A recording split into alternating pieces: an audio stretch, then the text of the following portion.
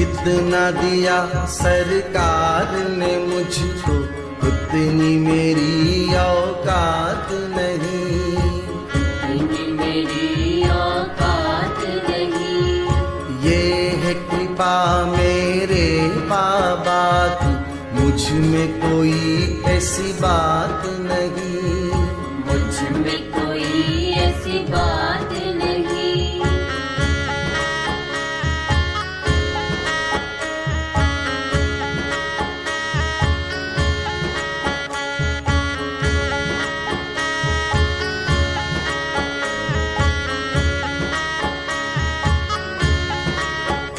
जा तू भी वहीं जा, जा जिस दर पर सबकी बिगड़ी बनती है, सबकी बिगड़ी बनती है। जा तू भी वहीं जा, जा जिस दर पर सबकी बिगड़ी बनती है। देख तेरी तकदीर बनाना, देख तेरी तकदीर बनाना, उनके लिए बड़ी बात नहीं, उनके लिए बड़ी बात नहीं।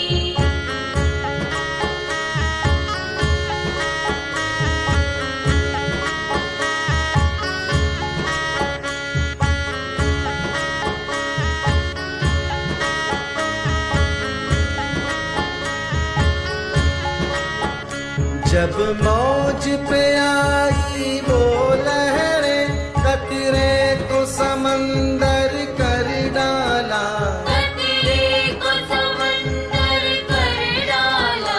जब मौज पे आई वो लहरें, कतरे को समंदर कर डाला। ये उनकी रीत पुरानी है, ये उनकी रीत पुरानी है, खाली देखा उस भर डाला, खाली देखा उसे भर डाला।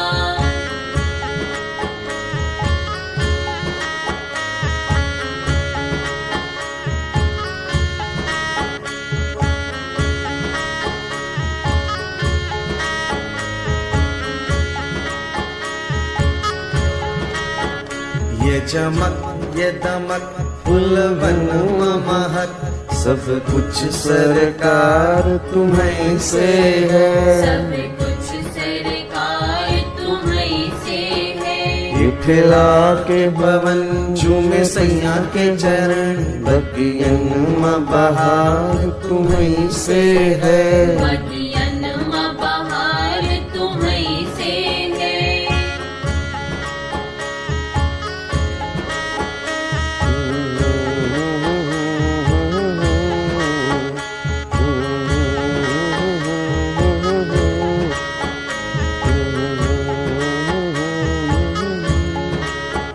मेरे सुख दुख की रखते हो खबर, मेरे सर पर साया तुम्हारा है, मेरे सर पर साया तुम्हारा है। मेरे सुख दुख की रखते हो खबर, मेरे सर पर साया तुम्हारा है। मेरी नैया के खेवन हार तुम्ही, मेरी नैया के खेवन हार तुम्ही, मेरा बेड़ा पार तुम्हीं से है, सब कुछ सरकार तुम्हीं से है।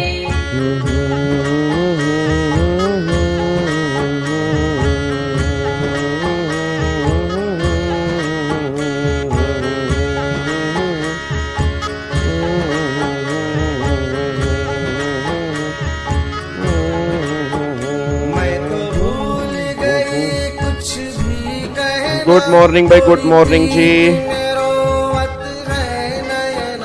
तोरी प्रीत में रोवत है नैना, मैं तो भूल गई कुछ भी कहना, तोरी प्रीत में रोवत है नैना। रग रग में बसी है प्रीत तोरी, रग रग में बसी है प्रीत तोरी good morning, good morning, good morning जी। की हाल चाल? वधिया हो सारे? तंदुरुस्त हो? फैमिली वधिया एकदम? चलो बहुत वधिया, वधिया ही होना चाहिए जी। गुड मॉर्निंग जी। Good morning Harsh, good morning Vikas, good morning Renu, good morning Tanvi, good morning Shivani, good morning Seema, good morning Abhishek, मेरा दिल सागर, ले लो, माटी, मेरी जान नाज, ले लो, आलोक, मेरा तन ले लो, मेरा मन ले लो, मेरा तन ले लो, मेरा मन ले लो, मेरा दिल ले लो, मेरी जान ले लो, मेरा तन ले लो, मेरा मन ले लो। मेरे इश्क को निस्बत है तुमसे, मेरे इश्क को निस्बत है तुमसे, जीवन श्रृंगार तुम्हीं से है। चलो जी सर जी, मैं आकाश हूँ। एलो भाई साहब, यो के होन लाग रहा है भाई। पहले लड़कियां चलो कहती थी भाई साहब मैं आ रहा हूँ, मैं अभी पहुंच रहा हूँ, हेलो ब्रो क्या हाल है तेरे, हाँ पहुंच रहा हूँ 5 मिनट में। पहले लड़कियां यो कहती थी, चल जाता था। चलो कोई बात नहीं, लड़के कहते थे क्या ही बोल लेंगे, अब लड़के थोड़ा बोल लेंगे कि मैं आ रही हूँ। पापा पूछ रहा है बेटे क्या कर रहा है, पापा खाना खा रही हूँ, है तो थोड़ा सा अजीब सा लगता था कि चलो कोई बात नहीं, लड़कियां कहने लग रही हैं कि आ रहा हूँ, ठीक है पहुंच जाऊंगा, थोड़ी देर में आऊंगा, चलो चल रहा था। अब तो मैं देखने लग रहा हूँ यूट्यूब पे रेनू ने, अच्छा आकाश ने भी रेनू का नाम कर लिया भाई। लड़का भी कम बनाया भाई, हमारे छोरे छोरियों तक कम बनाया। आकाश कह रहा है मैं भी रेनू बनूंगा भाई। तो आकाश आज रेनू बन के आया हमारे सामने, पूरा कंपटीशन दे रहा है छोरियों ने। आकाश कहने लग रहा है जब छोरियां कह रही हैं कि आऊंगा आ जाऊंगा ब्रो क्या हाल है, तो मैं पीछे क्यों रहूंगा। तो आकाश ने अपना नाम चेंज कर दिया रेणु के नाम से। आज रेणु हमारे सामने आकाश बन के आया आज। ओहो क्या बात है सर जी मम्मी की आईडी है, अच्छा मम्मी की आईडी है, सही है सही है सही है। चलो बहुत बढ़िया, आ जाओ सारे बच्चे फटाफट से आ जाओ जी। इधर देखो ध्यान से। अब क्या करना है, अब क्या करना है, अब हमें आज एक नया चैप्टर स्टार्ट करना है जी, ठीक है। अब हमें आज एक नया चैप्टर स्टार्ट करना है। अच्छा कल मैं कुछ केस स्टडी बेस्ड क्वेश्चन बनाने वाला था बट टाइम नहीं मिल पाया, तो कल मैं केस स्टडी बेस्ड क्वेश्चन बना नहीं पाया, ठीक है। तो होपफुली आज अगर मेरे को टाइम मिलेगा, ठीक है ना, आज अगर मेरे को टाइम मिलेगा तो मैं बहुत जल्दी पिछले चैप्टर का जो हमारा चैप्टर खत्म हुआ है उसके कुछ केस स्टडी क्वेश्चंस बना के, और वैसे तो मैंने दे दिए थे, कुछ क्वेश्चंस और बना के आज मैं आपके ग्रुप में डाल दूंगा, उसको आप सोल्व करेंगे। अब ये लगा लो जो अभी ये चैप्टर हम स्टार्ट करने जा रहे हैं ना, ये चैप्टर आपके CIRP का लास्ट चैप्टर है। ये चैप्टर आपके CIRP का लास्ट चैप्टर है। इसके बाद फिर हमारा CRP खत्म हो जाता है, ठीक है ना। इसके बाद हमारा CRP जो है वो खत्म हो जाएगा। अब याद करो मैंने CRP के अंदर पहले भी कहा था कि सेक्शन नंबर 4 से लेके सेक्शन 32 कैपिटल A तक जो है ना वो हमारा CIRP है। और जैसे ही CRP खत्म होगा फिर मैं एक तुम्हारा टेस्ट ले लूंगा, जैसे मैंने पहले टेस्ट दिया था ना, उसके बाद फिर मैं एक तुम्हारा टेस्ट ले लूंगा। चैप्टर नंबर 17 जो है वो CR का है, दिया इन्होंने IBC के अंदर हुआ है। अगर आप चैप्टर नंबर 17 खोल के देखेंगे उसमें amalgamation, merger, demerger, debt restructuring, equity restructuring की बातें हो रही हैं जो आपके CR के चैप्टर 1 के अंदर आता है, ठीक है। तो जब CR के रिवीजन करोगे या मैं CR का वो पॉइंट कराऊंगा तो ऑटोमेटिकली चैप्टर नंबर 17 वहीं पे कवर होगा, उसमें कोई IBC से रिलेटेड खास बातें नहीं है, ठीक है। बाकी जहां जहां और पॉइंट होंगे वो भी हम डिस्कस कर लेंगे, वो आप टेंशन मत लो, ठीक है। तो यहां पर मैंने कहा था सेक्शन 4 से लेके 32A तक जितने भी आपके सेक्शंस होंगे वो सारे के सारे CRP के होंगे, ठीक है। और हमने सेक्शन नंबर 1 से अपनी जर्नी स्टार्ट की हुई है, तो 1 से लेके अभी तक जो हम सेक्शन डिस्कस कर चुके हैं मोटा मोटी हमने सेक्शन 28 तक कर लिए हैं। वैसे मोटा मोटी हमने 28 तक कर लिए हैं। 29 भी तुम्हारा इसी सेक्शन में, इसी चैप्टर में आएगा। उसके बाद सेक्शन 30 भी इसी चैप्टर में आएगा, 31 भी इसी चैप्टर में आएगा, 32 भी इसी चैप्टर में आएगा, 32 कैपिटल ए भी तुम्हारा इसी चैप्टर में आएगा। ये सभी सेक्शन जो है वो इसी चैप्टर के अंदर आने वाले हैं। ठीक है, अगर आपको मैं एक बार दिखाऊं, देखो यहां पर इस चैप्टर की जो आउटलाइन है उस आउटलाइन के अंदर यही दिया होगा। देखो यहां पर क्या दे रखा है, इस चैप्टर में क्या क्या है, रेजोल्यूशन प्लान, वही रेजोल्यूशन एप्लीकेंट कौन होता है, connected person, relevant information, financial entity, expression of interest, request for resolution plan, फिर परफॉर्मेंस सिक्योरिटी, इवेल्युएशन मैट्रिक्स, ये सारी की सारी बातें आपकी इस चैप्टर में हम रिवाइज करेंगे। ठीक है, और जो भी रिलेटेड रेगुलेशंस और जो भी रिलेटेड केस लॉ होंगे उसको भी हम साथ में डिस्कस करके चलेंगे। इस चैप्टर को खत्म होने में अप्रोक्सीमेट हमारे 2 से 3 लेक्चर हमारे लगेंगे इसको रिवाइज करने में। आज का लेक्चर भी लगेगा, कल का लेक्चर भी लगेगा, होपफुली परसों का लेक्चर भी हो सकता है कि इस चैप्टर में लग जाए with case study based question. तो आज हमारा लेक्चर नंबर 30 है, 31, 32, 33, तो आप ये मान लो 33 या 34 लेक्चर तक इसको हम खत्म करेंगे, और देन फिर जो बैलेंस लेक्चर होंगे वो फिर हमारे लिक्विडेशन के होंगे। ठीक है, उसके अंदर फिर हम क्या करेंगे, लिक्विडेशन की रिवीजन करेंगे। अब एक बार यहां से आ जाओ जी। अब पहले तो यहां पर इंट्रोडक्शन की बातें कर रहे हैं, तो इंट्रोडक्शन ऑब्वियस सी बात है कोई सेक्शन नहीं होता, बट इस पूरे चैप्टर का हिरार्की आपको समझा देंगे इस चैप्टर में आप क्या पढ़ने वाले हैं। ठीक है, तो वो सारी बातें इंट्रोडक्शन के माध्यम से हम यहां पर पढ़ने जा रहे हैं। अब एक बार चेक करो वो यहां पे क्या कह रहा है, कह रहा है BLRC report introduction to the insolvency resolution process. मतलब BLRC रिपोर्ट ने इंसॉल्वेंसी के रेजोल्यूशन का एक प्रोसेस समझाया था कि किस तरह से इंसॉल्वेंसी को रिजोल्व करेंगे। कह रहा है main idea freedom to find the best solution. इसका मतलब उन्होंने ना रिपोर्ट के अंदर ये बोला था कि COC को भी ये बोला और रेजोल्यूशन प्रोफेशनल को भी ये बोला कि अपना बाउंडेशन मत लगाना। मतलब रिपोर्ट में एक बात बताओ, IBC का मेन मोटिव क्या है? IBC का मेन मोटिव कंपनी को बंद करना है या कंपनी को रिवाइव करना है? पहले ये बताओ जी। हाँ जी, रटने वाले बच्चों का भी ध्यान रखना। ध्यान रखते हैं मेरे बच्चे? रटने वाले बच्चों का ही ध्यान रखते हैं, क्योंकि ऑलमोस्ट सारे बच्चे रटने वाले ही हैं, तो रटने वाले बच्चों का ध्यान रखते हैं, क्यों नहीं रखते? हाँ जी, इसमें मत कराना क्योंकि आपकी डिटेल वाली वीडियो में है वो टॉपिक। सबको रिक्वेस्ट कर दो कि वो वाला मेन वीडियो देखें, इसमें टाइम बच जाएगा, मुझे कोई दिक्कत नहीं है। वो यूट्यूब पर डला भी हुआ है सेक्शन 29A, तो अगर आप 29A वहां से देख लोगे तो हमारा एक क्लास बच सकती है, क्योंकि 29A के ऊपर ही हमारी एक क्लास लगनी है। ठीक है, तो अगर सारे बच्चे 29A देख लेंगे, मैं वो वीडियो दोबारा से अपलोड कर दूंगा। डिटेल लेक्चर है, उसमें कोई अमेंडमेंट भी नहीं, आई थिंक 1.5-2 घंटे की क्लास है, और वैसे भी 1-1.25 घंटा उसके अंदर लगना था। तो अगर आप कहोगे तो कोई दिक्कत नहीं, हम आगे बढ़ सकते हैं, नहीं तो वो मैं करवा दूंगा, मुझे कोई दिक्कत नहीं है। चलो एक बार वापस आओ, एक बार वापस आओ। अब एक बात मेरे को सोच के बताओ, तो हमारा IBC का मेन पर्पस क्या था? IBC का मेन पर्पस था कंपनी को रिवाइव करना, कंपनी को बंद करना नहीं है। अब BLRC की रिपोर्ट कहती है कि कंपनी को रिवाइव किसी भी तरीके से किया जा सकता है, आप इसके लिए ओपन छोड़ दो। भाई ओपन का मतलब ये नहीं है कि आप ये बाउंडेशन लगाओ कि यार अगर स्टील वाली कंपनी इंसॉल्वेंसी में गई है तो स्टील वाली कंपनी ही खरीदे। भाई अगर मान लो स्टील वाली कंपनी का ऑफर नहीं आ रहा, दूसरी कंपनी है जो स्टील का बिजनेस स्टार्ट करना चाहती है, वो कहती है मैं इस कंपनी को रिवाइव कर सकती हूँ, तो करने दो ना, कोई दिक्कत थोड़ा है। भाई मैं सिंपल सी बात है, आज मान लो कोचिंग सेंटर है, तुमने कभी कोचिंग सेंटर चलाया नहीं, कोई कोचिंग सेंटर बिकने को तैयार है, तुम्हारा कोचिंग सेंटर चलाने का मन था बट तुम्हें उसमें एक्सपीरियंस नहीं है, तुम कहते हो कि मैं कोचिंग सेंटर चला सकता हूं, तो तुम भी तो कोचिंग सेंटर परचेस कर सकते हो।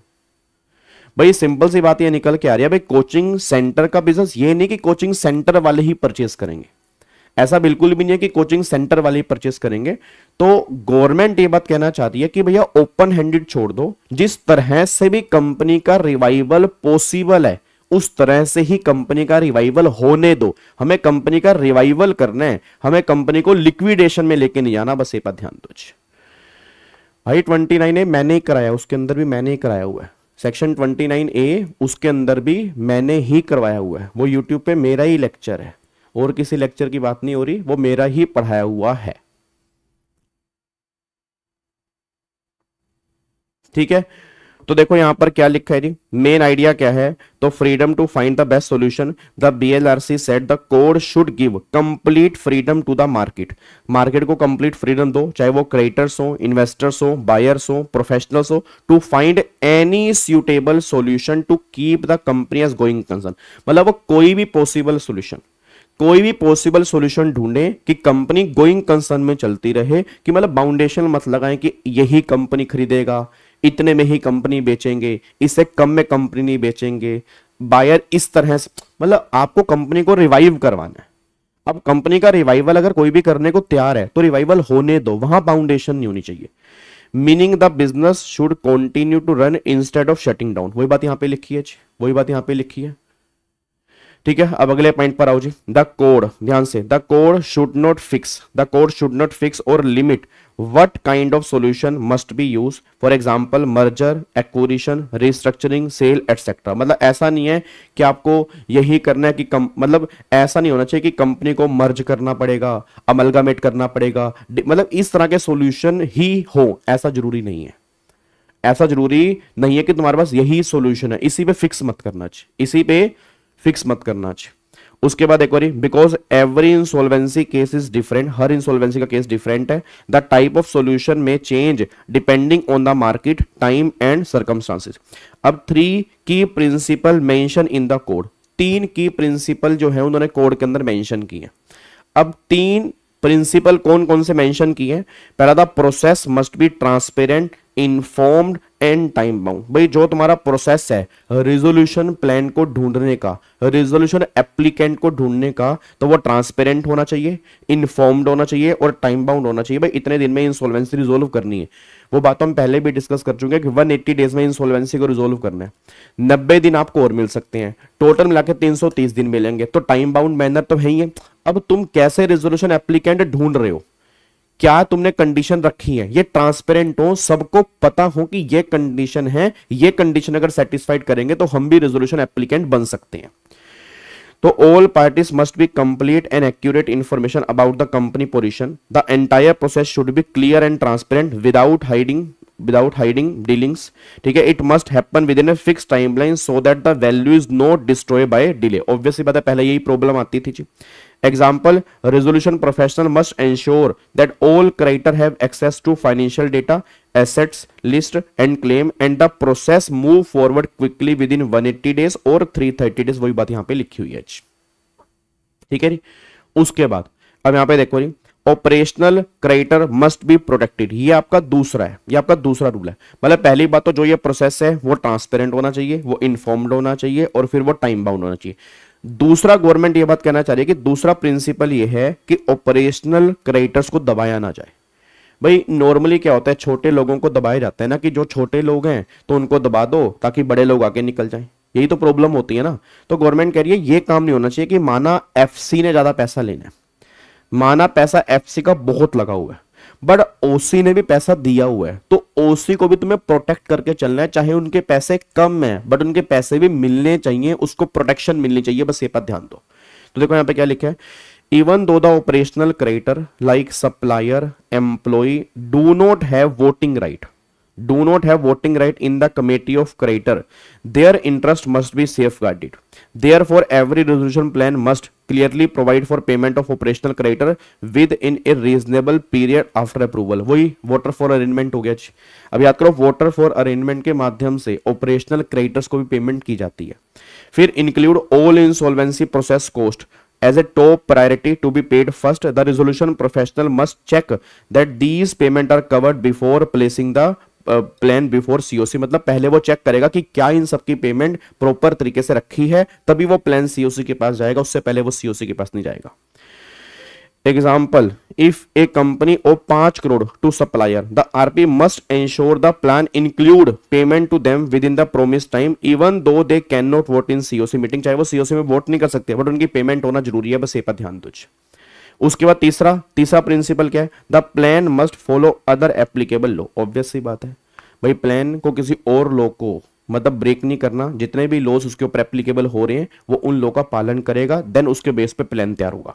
The proposed resolution plan should comply with all existing Indian law such as Companies Act हो गया, सेबी रेगुलेशंस हो गया, any other law that govern the business activity. The plan can not ignore और bypass this legal requirement. Obvious सी बात है। अब एक बात मेरे को बताओ, दो कंपनी का आपस में मर्जर हो रहा है, तो अगर मान लो कंपटीशन खत्म हो रहा है तो सीसीआई की अप्रूवल लेनी पड़ेगी ना। फिर लिस्टेड कंपनी है तो सेबी की अप्रूवल भी चाहिए होगी, ठीक है। इंश्योरेंस कंपनी है तो फिर इंश्योरेंस जो हमारी रेगुलेटरी अथॉरिटी उसकी अप्रूवल भी चाहिए होगी। टेलीकम्युनिकेशन वाले केस में TRAI बीच में आएगा। तो इनको भी आपको ध्यान देके चलना है कि ये क्या कहते हैं। ये नहीं कि हाँ भाई कंपनी इंसॉल्वेंसी में कंपनी का रेजोल्यूशन प्लान है, उस रेजोल्यूशन प्लान का इन पे क्या इफेक्ट पड़ेगा, क्या ये प्लान अप्रूव हो भी सकता है, नहीं हो सकता, इनके स्पेसिफिक एक्ट में क्या लिखा हुआ है वो भी आपको साथ में देख के चलना है। Example, if the plan suggests merging a listed company with another, it also comply with SEBI takeover code and obtain necessary approval from stock exchange। वही बात यहाँ पे लिखी है, ठीक है। उसके बाद who approve the final plan, final plan कौन अप्रूव करेगा? द कमेटी ऑफ क्रेडिटर जी, ऑब्वियस बात है COC करेगा। Mainly financial creditor will vote to approve the final plan. Resolution professional can bring any number of plan COC consideration, but only the COC decide which one to accept. मतलब बहुत सारे option वो COC के सामने रखेगा जी, वो बोलेगा जी 10 plan आए हैं, अब इस 10 प्लान में से कौन सा बेस्ट प्लान है, किसको आगे NCLT के पास भेजना है यहां से अप्रूव करके, वो COC की विजडम है, वो COC की कमर्शियल विजडम है। बीच में कोई उंगली नहीं करेगा कि आप ये प्लान क्यों नहीं उठाया आपने, वो COC की वजह, क्योंकि उन्होंने पैसा लेना है ना तो वो देख लेंगे, उन्होंने पैसा लेना है ना तो गवर्नमेंट कह रही वो देख लेंगे, तुम्हें बीच में कुछ करने की रिक्वायरमेंट नहीं है। तो वो अपना यहां से अप्रूव करेंगे, देन COC के पास जाएगा, फिर वहां से अप्रूवल मिलेगी, देन काम खत्म। बट COC के अप्रूवल का मतलब ये नहीं है कि COC उसको रिजेक्ट भी कर सकता है ना। COC एक तरह से just like president in India, president के क्या होता है, प्रेसिडेंट काम क्या होता है कि आपने सबने अप्रूव कर दिया, प्रेसिडेंट को साइन करने होते हैं, सेम काम NCLT का है। तो मेन काम तो COC का है, NCLT का काम तो यह है कि जो आगे गया उसको साइन करके काम खत्म, उसको पब्लिश कर देना चाहिए। उसके बाद एक बार before submitting to NCLT the RP must ensure 3 thing. देखो वही बात आ गई ना, NCLT को भी देना है आगे। अब वो क्या करेगा, priority payment, all IRP cost and interim finance must be repaid first, ये उसमें देखेगा जी। Payment to others, all creditors outside this COC like operational creditor must be paid within reasonable period, वो बात हमने ऊपर ही पढ़ी है। कंप्लायंस विद लॉ, सारे के सारे लॉ कंप्लायंस किए हैं। Once these condition are met the RP submit approved plan to NCLT for final approval, मतलब COC अप्रूवल आएगा, फिर COC के बाद वो NCLT को भेजेगा, फिर फाइनली NCLT उस पर साइन कर देगा। बस ये बात ध्यान दो, NCLT बीच में उंगली सिर्फ तब कर सकता है अगर ये इलीगल तरीके से पास हो रहा है, अगर इसके प्रोसीजरल एस्पेक्ट में कोई दिक्कत है, अदरवाइज NCLT COC की कमर्शियल विजडम को चैलेंज नहीं कर सकता। बस ये बात ध्यान दो, ठीक है जी। अब आगे आओ जी, मीनिंग ऑफ रेजोल्यूशन प्लान और रेजोल्यूशन एप्लीकेंट क्या होता है। भाई रेजोल्यूशन प्लान तो वही हो गया कि कंपनी कितने की बिकेगी, कैसे कंपनी को आगे गोइंग कंसर्न में चलाएंगे, क्या उनके प्रोसेस हैं, क्या उनके प्रोजेक्ट हैं, ये सारी बातें रेजोल्यूशन प्लान में होगी। एप्लीकेंट कौन होगा, जो रेजोल्यूशन प्लान देगा, तो प्लान देने वाला क्या है, रेजोल्यूशन एप्लीकेंट है।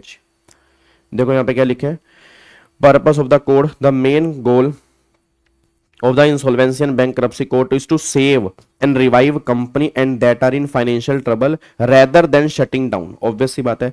this is done through a process called CIRP, ठीक है। example, if ABC Limited cannot repay its own loan, instead of closing it the IBC allow another capable person or company to take it over, run it properly and pay back its debt, फिर वो किसी और को देखेगा जो इस company को अच्छे से चला सकता है। what is resolution plan? A resolution plan is like a revival blueprint, मतलब कैसे आप रिवाइवल करोगे उसका ब्लूप्रिंट है एक रेजोल्यूशन प्लान कि हम इस इंसॉल्वेंसी को रिजोल्व कैसे करेंगे।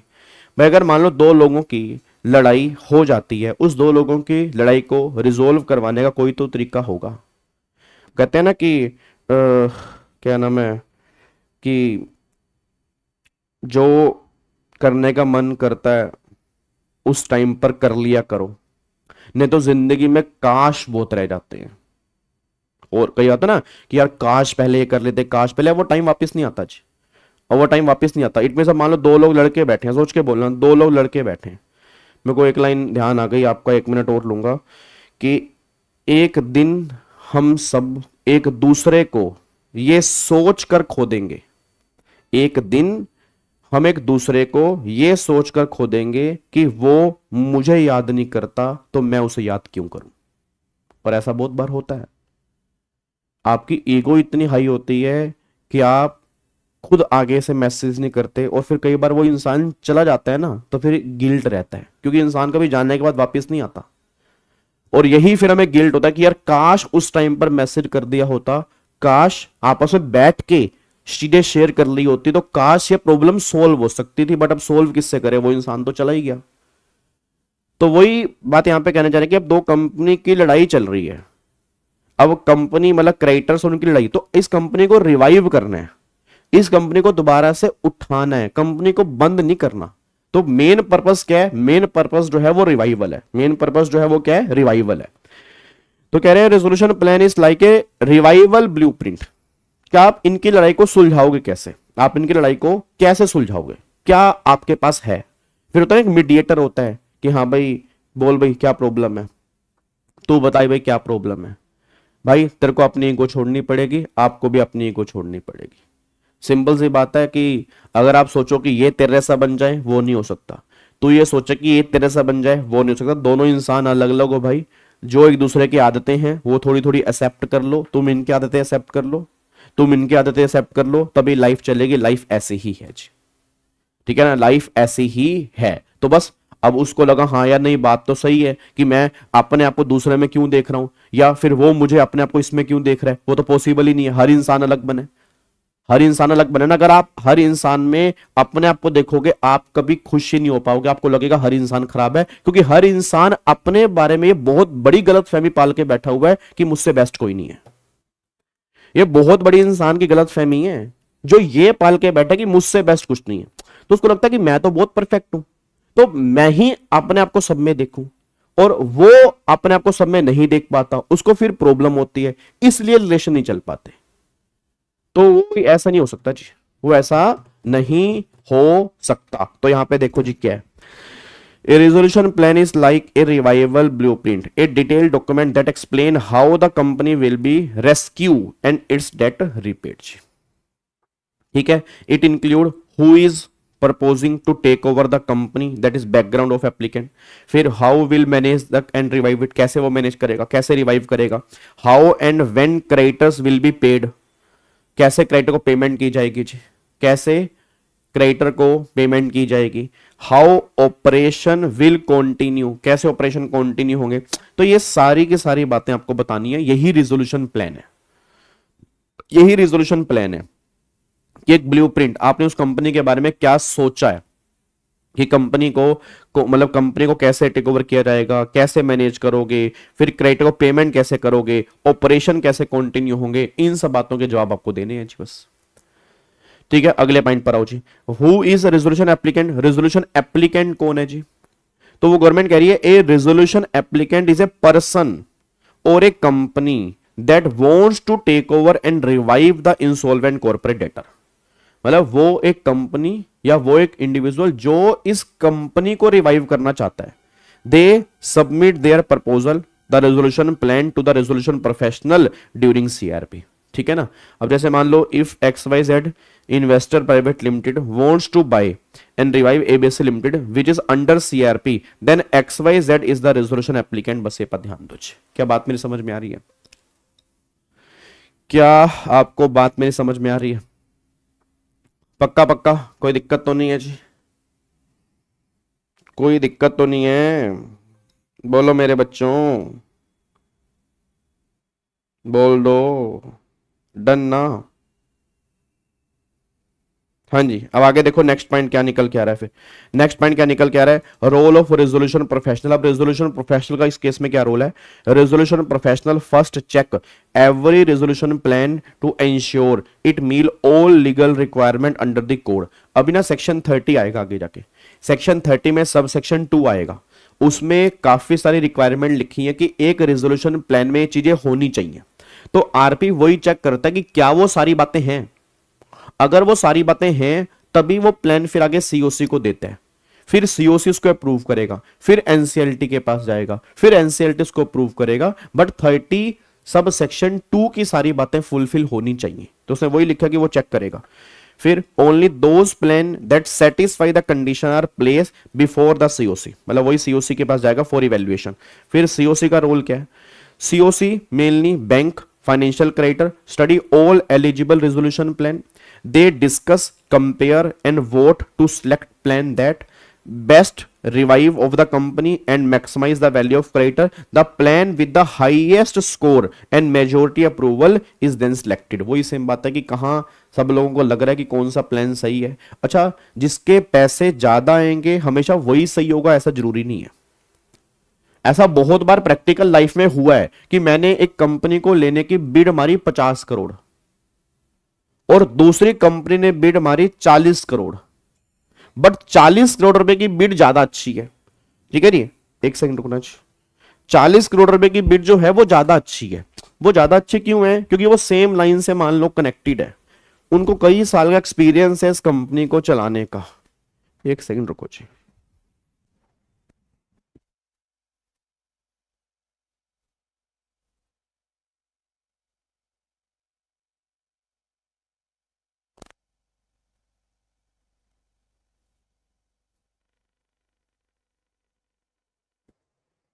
हाँ जी, तो ना वो सेम लाइन से मान लो कनेक्टेड है, उसको ना कई साल से एक्सपीरियंस है इस कंपनी को चलाने का. तो ऐसा नहीं है कि मान लो अब वो ये बात कहना चाह रहे हैं कि हाँ भाई ये कंपनी 50 करोड़ रुपए दे रही है तो इसको हम एक्सेप्ट कर लेंगे. ना ना ना ना ना, आपको ये भी देखना पड़ेगा इस कंपनी को रिवाइव भी तो करना है यार. एक बात बताओ, 50 करोड़ रुपए देकर वो कंपनी बंद हो जाए तो बेटर ये कि 40 करोड़ देकर उस कंपनी को चलाना.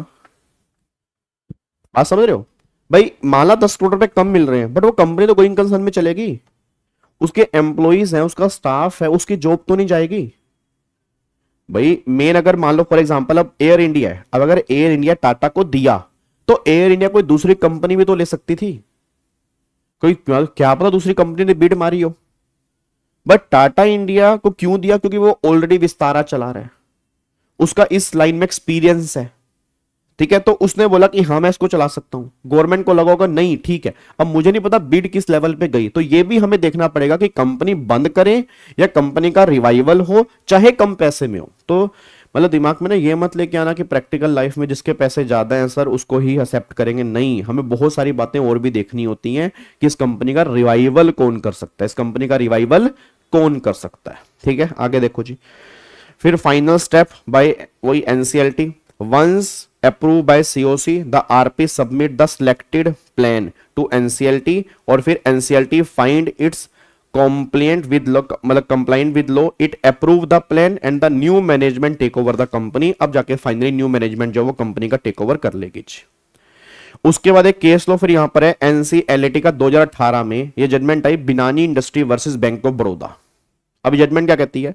NCLT held that main purpose of IBC is resolution. वही बात आ गई, मेन पर्पस जो है वो आईबीसी का रेजोल्यूशन है, नॉट लिक्विडेशन. कि मेन पर्पस जो है वो लिक्विडेशन नहीं है.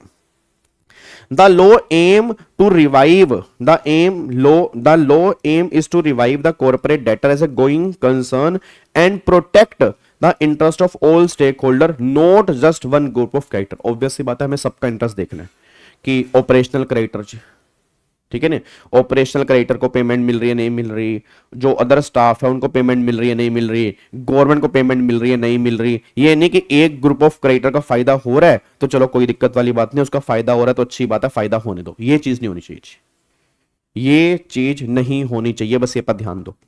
उसके बाद जी it explain 3 clear priorities under the code.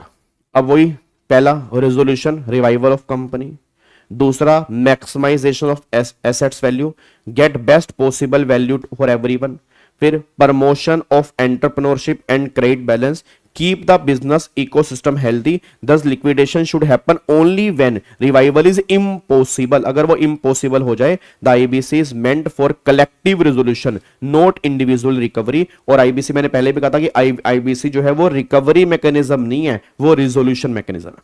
मतलब आईबीसी के अंदर इंसॉल्वेंसी को हमें रिजोल्व करना है, आईबीसी के अंदर हमें रिकवरी की बातें यहां पे नहीं करनी. बस ये पर ध्यान दो. क्या बात मेरी समझ में आ रही है? उसके बाद देखो एक अगली सुप्रीम कोर्ट की जजमेंट है, वो कह रही है स्विस रिबन वाले केस में Supreme Court reaffirm that IBC focus its revival, not binding up. It said that liquidation is only a last resort when no resolution plan succeed. The court describe IBC as a beneficial and reinformative created to give honest business a second chance, preserve jobs and maintain economic stability. Essence of both judgment, दोनों judgment का essence क्या है? Both court emphasize that heart of IBC lie in saving viable company, not destroying them. Resolution first, liquidation only if no alternative exists. In short, IBC's revival law, not a recovery law. बस ये पर ध्यान दो। क्या बात मेरी समझ में आ रही है? क्या आपको बात मेरी समझ में आ रही है? पक्का पक्का। तो ये पॉइंट आपका यहां पे निकल के आ रहा है, कोई दिक्कत परेशानी है तो बता दो।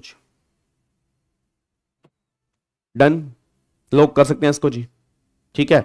तो अब जाके रेजोल्यूशन प्लान क्या होता है वो तो मैं आपको बता चुका हूं, रेजोल्यूशन एप्लीकेंट क्या होता है वो आपको बता चुका हूं, ठीक है। अब एक पॉइंट यहां पे हो रहा है, अपॉइंटमेंट ऑफ रजिस्टर्ड वैल्यू। अभी सेक्शन कोई स्टार्ट नहीं हुआ जी। सेक्शन पता कहां स्टार्ट होगा, मैं दिखा देता हूं आपको। सेक्शन जो स्टार्ट होगा वो स्टार्ट होगा आपका यहां से सेक्शन स्टार्ट होगा 29A जी। 29A यहां से आपका सेक्शन स्टार्ट होगा जी। 29A यहां से आपका मोटा मोटी पहला सेक्शन स्टार्ट होगा कि कौन कौन रिजोल्यूशन एप्लीकेंट नहीं बन सकता। तो ये सारी की सारी बातें मेनली यहां पे लिखी हैं, ये सब 29A चल रहा है। बट हाँ, अच्छा ये मत सोचना, कई बार मैं आपको बता रहा हूं इसलिए कह रहा हूं क्योंकि ऐसा नहीं है कि हर बार सेक्शन में से क्वेश्चन बनता है। मॉड्यूल में कई बार जो पैराग्राफ दिए होते हैं ना उसमें से भी क्वेश्चन फ्रेम कर देते हैं। जैसे देखो सीओसी की कमर्शियल विजडम किसी सेक्शन में थोड़ा है, कमर्शियल विजडम ऑफ सीओसी के सेक्शन में चेक करो। लास्ट क्लास में एक पैरा ही हमने किया था, बस आपको अगर याद आ रहा हो लास्ट क्लास में, जो मुझे पता नहीं ऐसा क्यों ध्यान आ रहा है कि एक पैरा ही हमने किया था। यहां पे आपको दिखाता हूं, ये देखो, सिर्फ एक सीओसी की कमर्शियल विजडम वाला सिर्फ एक पैरा ही था और वो किसी, ये देखो ये रज। अब ये बताओ ये किस सेक्शन में कवर है जी? अब एक पैरे में ही दिया हुआ है, बस सिर्फ एक पैरे में दिया हुआ है, यहां से क्वेश्चन फ्रेम कर दिया और एक बार नहीं अनगिनत बार क्वेश्चन फ्रेम कर दिया भाई साहब, अनगिनत बार, और इससे रिलेटेड जजमेंट हो गई।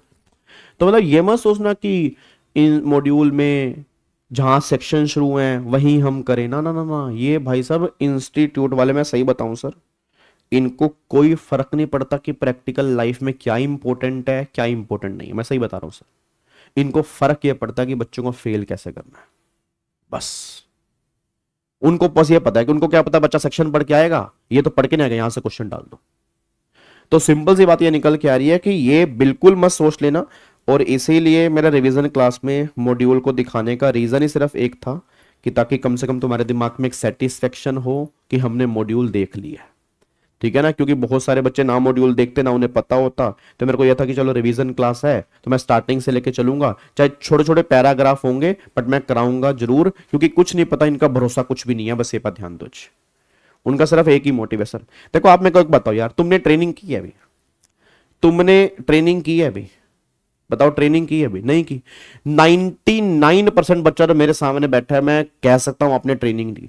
जब तुमने ट्रेनिंग ही नहीं की, तुमने इस फील्ड में कोई काम ही नहीं किया, तो क्या प्रैक्टिकल नॉलेज बताओ?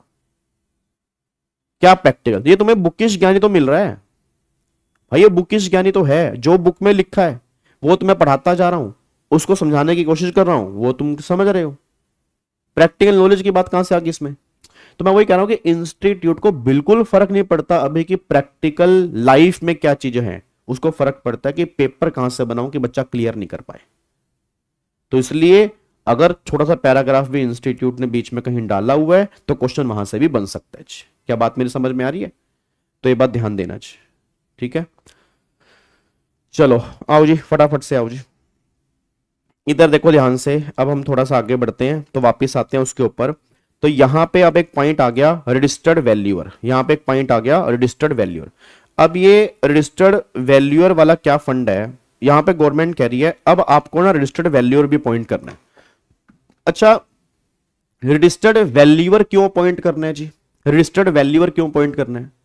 अब एक बात बताओ, रेजोल्यूशन प्लान आएंगे तो रेजोल्यूशन प्लान में ना दो चीजें होंगी कि या तो ये पता लग जाएगा कि कंपनी बंद होगी, या पता लग जाएगा कंपनी का रिवाइवल होगा। सर कैसे? जैसे मान लो एक कंपनी है, जैसे मान लो फॉर एग्जांपल इसकी बात करते हैं, ये फोन मेरे हाथ में है, इसको अगर मार्केट में सेल करें तो 35 का बिक सकता है, that is fair market value. और अगर मैं इसको डिस्ट्रॉय कर दूं, तो भी इसमें 35-36 मिल सकते हैं। मतलब कोई मार्केट में इसको 35 से ऊपर लेने नहीं वाला, डिस्ट्रॉय करके भी 35 मिल रहे हैं। और कई बार मार्केट वैल्यू ज्यादा होती है, डिस्ट्रॉय करने पर कम मिलते हैं, और कई बार ऐसा भी होता है कि डिस्ट्रॉय करने पर ज्यादा मिलते हैं। कई बार कहते नहीं होंगे घर वाले, आपके पापा ये बात बोलते नहीं होंगे, इससे बढ़िया तो कबाड़ में बेच दूंगा। आपने हो सकता है बचपन में अपने पापा के मुंह से कभी ये बात सुनी हो कि इससे बढ़िया तो कबाड़ के अंदर बेच दूंगा मैं, ऐसे नहीं बेचूंगा इसको मैं, इससे बढ़िया तो कबाड़ के अंदर बेचूंगा इसको मैं। अब समझ रहे हो, इससे बढ़िया तो मैं कबाड़ के अंदर बेच दूंगा, मतलब कबाड़ में बेचने से पैसा ज्यादा मिल सकता है जो तू मुझे पैसे दे रहा है। आप समझ रहे हो, तो एक वैल्यू होती है फेयर मार्केट वैल्यू, एक वैल्यू होती है लिक्विडेशन वैल्यू। लिक्विडेशन वैल्यू का मतलब क्या है कि अगर कंपनी को लिक्विडेट किया जाए तो वैल्यू कितनी मिल सकती है, और फेयर मार्केट वैल्यू का मतलब क्या है कि अगर बिना लिक्विडेशन के बेचा जाए तो वैल्यू क्या मिल सकती है। क्या बात मेरी समझ में आ रही है आपको? तो दो वैल्यू को हम दिमाग में लेके चलेंगे, एक तो लिक्विडेशन वैल्यू और एक फेयर मार्केट वैल्यू। अब इन दोनों वैल्यू को कौन निकालेगा? इन दोनों वैल्यू को निकालने का जो मुद्दा है वो रजिस्टर्ड वैल्यूअर के पास है। तो जो रजिस्टर्ड वैल्यूअर है ना, वो आपकी वैल्यू निकालते हैं, चाहे वो फेयर मार्केट वैल्यू हो चाहे वो आपकी लिक्विडेशन वैल्यू हो। तो देखो यहां पे क्या लिखा हुआ है, कह रहा है under the insolvency and bankruptcy one of the main goal is to get the maximise possible value from the asset of the corporate debtor. भाई हमारा काम क्या है? उस एसेट की वैल्यू को मैक्सिमाइज करना, कम नहीं करना। During insolvency to achieve this the value of asset must be determined accurately, transparently and by qualified professional. This is where registered valuer come in. यहां पे फिर रजिस्टर्ड वैल्यू का रोल आता है। The Supreme Court in Maharashtra Seamless Limited versus Padmabhan, that is Venkatesh, said that purpose of valuation is to be the committee of creditor make an informed decision while comparing and approving resolution plan what the law and IBBI circular say। law क्या कहता है और circular क्या कहते हैं? Only registered valuer can do valuation। पहली बात, valuation registered valuer ही कर सकता है और कोई नहीं कर सकता। The valuation of asset must be done only registered valuer, that is professional, registered with IBBI under companies rule 2017। This ensure credibility and uniformity in the asset valuation। Ban on unregistered valuer। 1 फरवरी 19 से no insolvency professional IRP और RP can appoint anyone other than registered valuer for asset valuation. If they do so then, तो उस case में क्या होगा? That valuation is invalid and the payment made to such person can not be included in insolvency process cost. मतलब उसको माना नहीं जाएगा जी। पहले क्या था, ये एरे गहरे नत्थु खैरे को पकड़ के ले आते थे कि भाई वैल्यू निकाल दे, तो अब मना कर दिया भैया जो रजिस्टर्ड वैल्यूअर है वही वैल्यू निकालेगा, उसके अलावा हम किसी की वैल्यू को एक्सेप्ट ही नहीं करेंगे। कलेशी खत्म, एक्सेप्ट ही नहीं करेंगे, बात ही खत्म हो रही है। उसके बाद देखो यहाँ पर नेक्स्ट पॉइंट क्या लिखा है, यहाँ पे reinforce by IBBI circular the IBBI repeated that using any registered valuer is illegal and the cost paid to such person will not be reimburse. वो कॉस्ट रिम्बर्स नहीं होगी, तो रजिस्टर्ड वैल्यूअर होना चाहिए, अनरजिस्टर्ड वैल्यूअर यहाँ पे नहीं आएगा। उसके बाद देखो एग्जाम्पल मैंने यहाँ पे लिखा है, मान लो for example company XYZ is under insolvency, the resolution professional need to find out their fair value and liquidation value of is asset like machinery, land, stock etcetera. He must appoint 2 registered valuer Mr. A, Mr. B who are registered with IBBI. If he instead hire a local consultant who is not registered valuer, the valuation will be invalid and his payment will not be treated as CIRP cost। बस ये पर ध्यान दो। क्या बात समझ में आ रही है? उसके बाद देखो अपॉइंटमेंट ऑफ रजिस्टर्ड वैल्यूअर। अब अपॉइंटमेंट कैसी होती है? रेगुलेशन 27 बताएगी अपॉइंटमेंट कैसी होती है। When a company enter insolvency its asset need to be valued so that committee of creditor can inform decision. The resolution professional must appoint 2 registered valuer. 2 registered valuer appoint करते हैं within 7 days of his appointment but not later than 47 days from the insolvency commencement date. मतलब 7 दिन के अंदर होना चाहिए, but 47 दिन से ऊपर ना हो, उसके अंदर हो जाना चाहिए। This valuer determine 2 important value, 2 value determine करनी है। कौन कौन सी? एक तो फेयर वैल्यू, दूसरा liquidation value.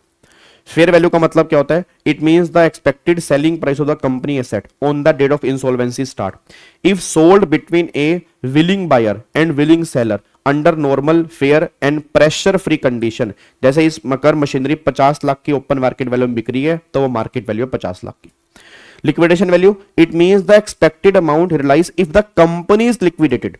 Sold price by piece on the insolvency start date. Example, if the company machinery would fetch only 30 lakh when sold quickly during liquidation, that its liquidation value. तो liquidation value जब company liquidate हो रही है उस time पर क्या मिलेगी, वो liquidation value है. नॉर्मल मार्केट में अगर वैल्यू बेचे तो उसको क्या बोलेंगे, वो fair market value. Registered value. A registered value is a person officially registered with IBBI under Companies Act 2013 to perform a valuation legally and professionally. अब इन शॉर्ट में क्या है, RP must appoint two registered valuer within the given time to find fair value और liquidation value. This help to COC compare resolution plan and decide wise. Obviously बात है, जब हमने value निकलवा ली तो ये वैल्यू हमने सीओसी को दे दी. अब सीओसी के पास रेजोल्यूशन प्लान आएंगे. अब सीओसी कंपेयर करेगा कि हाँ भाई ये रेजोल्यूशन प्लान कह रहा है 40 लाख, मार्केट में 50 लाख की तो उसकी मार्केट वैल्यू है, 50 लाख का रेजोल्यूशन प्लान सही नहीं है, 50 लाख का सही नहीं है. मान लो मार्केट वैल्यू 40 लाख है, लिक्विडेशन वैल्यू 35 लाख है, ये कह रहा मैं तुम्हें 50 लाख दूंगा. सही लग रहा है भाई, कंपैरिजन करने में इजी होगा इन दोनों वैल्यू के साथ. तो इसलिए वैल्यू निकलवाना बहुत जरूरी है ताकि रेजोल्यूशन प्रोफेशनल जो है वो सीओसी जो है वो कंपेयर कर सके उन रेजोल्यूशन प्लान के साथ जो इनके पास आए हैं. ठीक है, देखो यहां पे क्या लिखा है, who shall not appointed as registered valuer by the resolution. पहली बात तो कौन नहीं बनेगा, तो यार वो तो वही रिलेटेड पर्सन नहीं बनेगा. Relative of resolution professional, related party of corporate debtor, ये दोनों का रिलेटेड पार्टी नहीं होना चाहिए. फिर ऑडिटर ना हो, corporate debtor, auditor of corporate debtor at any time during the period of 5 year preceding the insolvency commencement date. मतलब 5 साल पहले भी इस कंपनी का ऑडिटर नहीं वो होना चाहिए. पार्टनर ना हो या डायरेक्टर ना हो उस इंसॉल्वेंसी प्रोफेशनल एंटिटी का जो इंसॉल्वेंसी प्रोफेशनल है इस कंपनी की. तो मतलब आपस में कहीं कनेक्शन ना हो, क्योंकि अगर कनेक्शन हो गया तो वो वैल्यू भी गलत निकालेगा.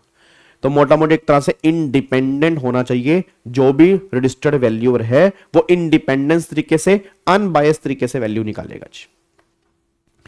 Regulation 35 provide for determining the fair value and liquidation value of the corporate debtor as follows. अब ये ध्यान से पढ़ना वो क्या कह रहा है. कह रहा है fair value and liquidation value shall be determine in the following manner. अब ये कैसे निकाली जाएंगी.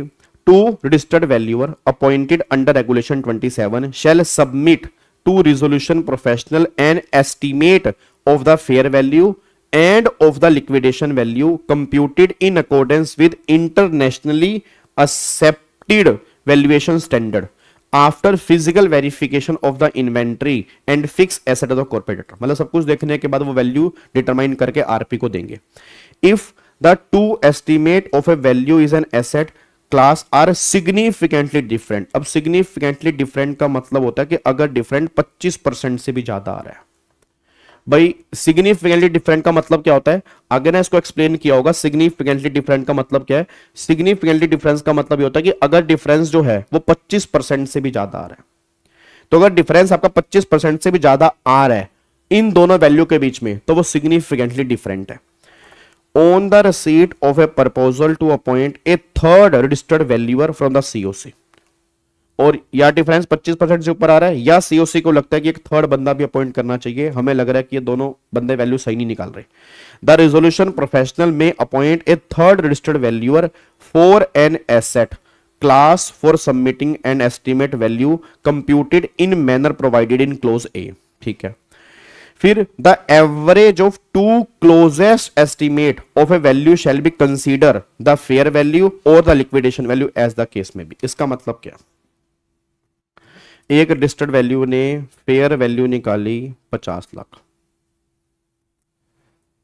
दूसरे रजिस्टर्ड वैल्यूअर ने फेयर वैल्यू निकाली 80 लाख. डिफरेंस 25% से भी ज्यादा आ रहा है, डिफरेंस 25% से भी ऊपर आ गया ना, 80 लाख की वैल्यू निकाल दी तो डिफरेंस 25% से भी ऊपर आ गया. तीसरा रजिस्टर्ड वैल्यूअर आया, उसने फेयर वैल्यू निकाली मान लो 75 लाख. अब क्या वैल्यू मानी जाएगी, अब क्या वैल्यू मानी जाएगी, अब वैल्यू मानी जाएगी जो क्लोजेस्ट वन है. दो क्लोजेस्ट वैल्यू, ये क्लोजेस्ट वन है, इनको जोड़ के डिवाइड बाय 2 कर दो, जो एवरेज वैल्यू है उसी को फेयर वैल्यू मान लिया जाएगा. ये गवर्नमेंट कहना चाह रही है. तो सिंपल सी बात है, अगर मान लो यहां पर गवर्नमेंट कह रही 25% से कम है डिफरेंस, तो इनमें से वैल्यू का वैल्यू मान सकते हो, ठीक है ना। बट अगर मान लो ज्यादा है और तीसरा डिस्ट्रिक्ट वैल्यू अपॉइंट हो गया, तो फिर जो क्लोजेस्ट टू वैल्यू होंगी उन वैल्यू का एवरेज होगा, उस वैल्यू को वैल्यू मान लेना चाहिए। हाँ, ये वैल्यूएशन कॉस्ट जो है, ये जो इनकी कॉस्ट है रजिस्टर्ड वैल्यूअर की, लिखा तो है सीआरपी कॉस्ट का पार्ट बनती है, ये सीआरपी कॉस्ट का पार्ट बनती है, ठीक है।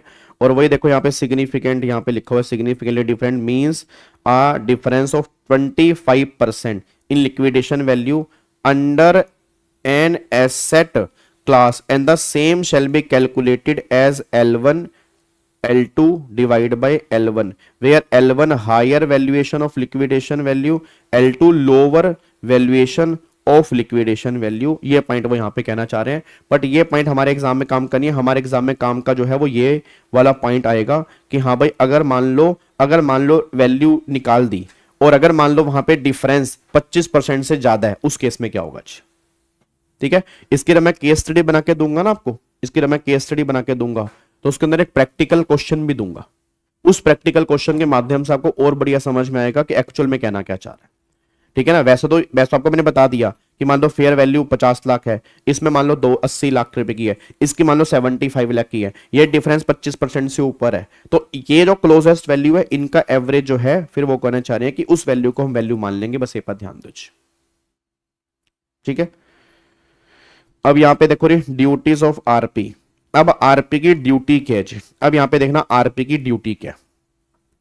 अब यहां पे एक जजमेंट है, यहां पे ड्यूटी क्या है, तो कह रहे हैं duty of RP with respect to confidentiality of fair value and liquidation value so determine. बस ये पॉइंट अब सुन लो ध्यान से, क्या है। एक बात मेरे को बताओ, जो ये फेयर वैल्यू और जो वैल्यू हमने निकाली है लिक्विडेशन वैल्यू, क्या इसका ढिंडोरा पीटना है? मैं आपसे एक बार जानना चाह रहा हूं, क्या इसका हमें ढिंडोरा पीटना है? ये बता दो बस, क्या इसका हमें ढिंडोरा पीटना है? क्या मेरे को बस ये बता दो, क्या इसका हमें ढिंडोरा पीट दें? बोलो।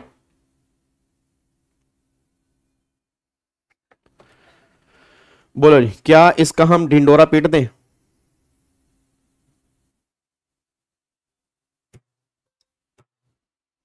नहीं भाई, गवर्नमेंट कह रही ये तो भाई सीओसी के इंटरनल काम की है ना, इसका ढिंडोरा नहीं पीटना। अगर इसका ढिंडोरा पीट दिया फिर तो बड़ी दिक्कत वाली बात है। ये तो हमने अपने पर्पस के लिए निकलवाई है। तो अब सुन लो ध्यान से, इस पैराग्राफ में क्या लिखा है, चाहे आरपीओ चाहे सीओसी हो, दोनों को कॉन्फिडेंशियलिटी मेंटेन करके चलनी है। बस बात खत्म।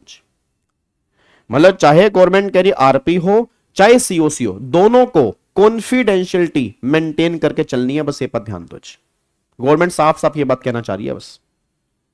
और वही इस पैराग्राफ के अंदर लिखा हुआ है कि जो ये वैल्यू निकाली है कि हमने कंपैरिजन पर्पस के लिए निकाली है, अपने लिए निकाली है, ताकि रेजोल्यूशन प्लान अच्छे से एक्सेप्ट कर सके। तो चाहे सीओसी हो चाहे आरपीओ, हम पहले क्लियर कर दें, दोनों को ये वैल्यू कॉन्फिडेंशियल रखनी है। अगर कोई कॉन्फिडेंशियलिटी मेंटेन नहीं करेगा, उसका लाइसेंस या उसकी पोस्ट हम कैंसिल कर देंगे। बस ये पर ध्यान दो। और वही बात यहां पे लिखी है, देख लो।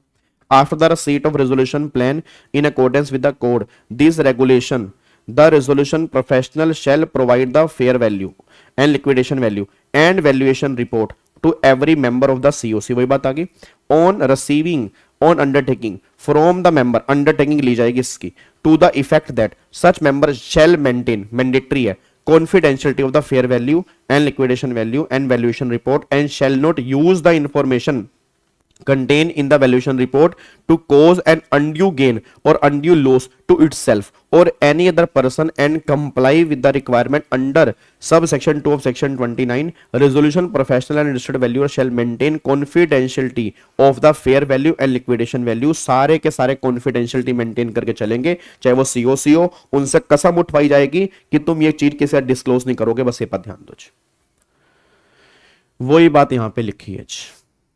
क्या बात मेरी समझ में आ रही है? तो अब जाके ये रजिस्टर्ड वैल्यूअर वाला पॉइंट यहां पे खत्म हो जाता है। और अब यहां से हमारा सेक्शन 29A जो है वो यहां से स्टार्ट हो जाता है जी। अब यहां से 29A स्टार्ट हो जाता है।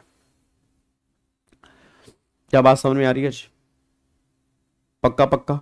चलो मैं एक बार 29A का ना थोड़ा सा बेस बता रहा हूं आपको, आप एक बार कल पूरा 29A पढ़ के आओगे, इसको फिर हम जल्दी खत्म करेंगे, इसको फिर हम थोड़ा जल्दी खत्म करेंगे। अगर आपको 29A में डाउट आ रहा है, मतलब डाउट आएगा, वैसे आना नहीं चाहिए, तो इसको आप YouTube से भी देख सकते हो। पूरी डिटेल लेक्चर मैंने YouTube पे डाल रखा है, आई थिंक 2 घंटे का है, बहुत बढ़िया मैंने समझा के डाला हुआ है, विद नोटिंग विद डायग्राम।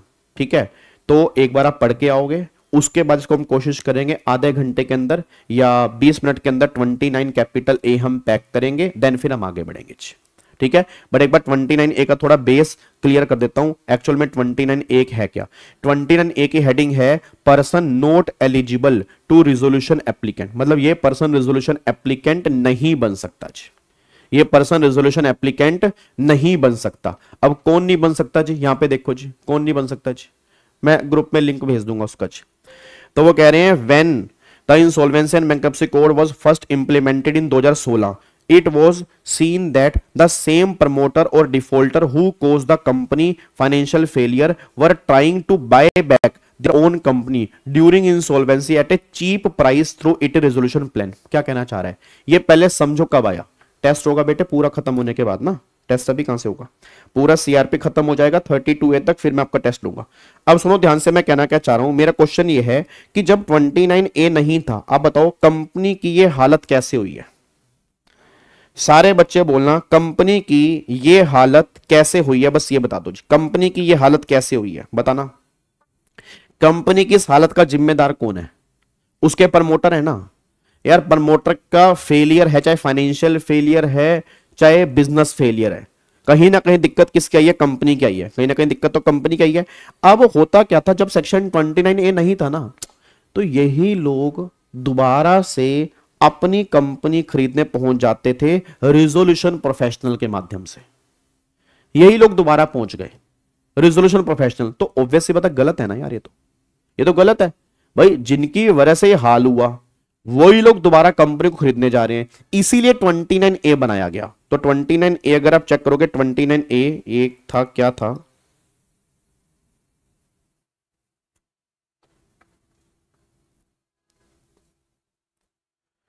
हाँ नहीं, यहां पे एक बार चेक करो, this was against the spirit of law because they had already mismanage और defaulted and now they wanted to reclaim control without repaying all the date.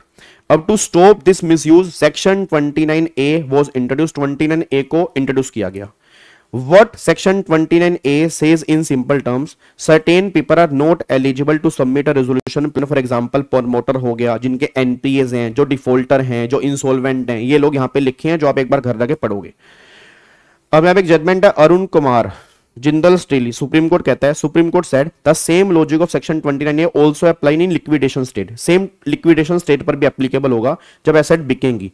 A person who is ineligible to submit a resolution plan under section 29A cannot even buy the asset of that company during liquidation। हम दोनों पे लगाएंगे नहीं, मतलब supreme court ने काम ही खत्म कर दिया इनका, कलेश ही खत्म। सुप्रीम कोर्ट कह रहे जाओ, ओए ओए इंसॉल्वेंसी से तो तुम भागो ही भागो, लिक्विडेशन के अंदर भी तुम ये एसेट बाई नहीं कर सकते। ये बात ध्यान दो।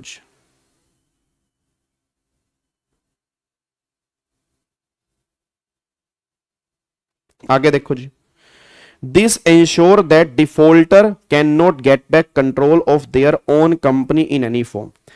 अब यहां पे बस उसके बाद यहां से फिर अब स्टार्ट हो जाएगा कि कौन कौन से पर्सन ऐसे हैं जो एलिजिबल है।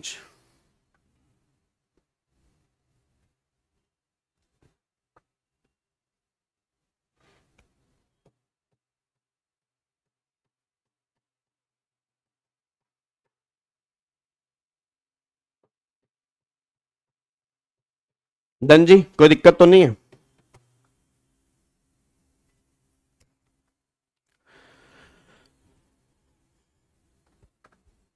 ठीक है जी, तो इसलिए हमारा 29A आया। अब एक बार आप ये घर से पूरा पढ़ के आएंगे।